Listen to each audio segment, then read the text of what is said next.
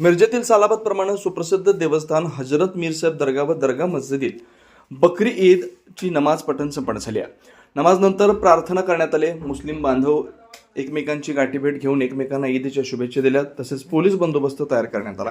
हा सण जगभर साजरा केला जातो। या दिवशी कुराणमधील बळीची घटना साजरी केली जाते। अल्लाहच्या आज्ञेचं पालन करण्यासाठी या दिवशी कुराणमधील बळीची घटना साजरी केली जाते। अल्लाहच्या आज्ञेचं पालन करण्यासाठी पैगंबर इब्राहिमांनी आपला मुलगा इस्माईलचा बळी देण्याच्या इच्छेचा सन्मान केला। N24 मराठी न्यूज साठी मिरजहून प्रतिनिधी मुस्तफा मुल्ला। अस्सलाम वालेकुम रहमतुल्लाहि वबरकातुहू। आज तमाम लोग मुसलमान भाइयों को ईद मुबारक हो।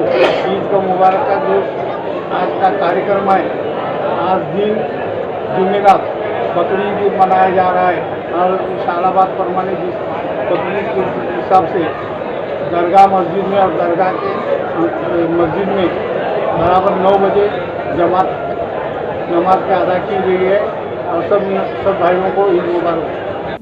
दिवसभरातील घडामोडींचा आढावा घेण्यासाठी पाहत रहा N24 मराठी न्यूज चॅनल।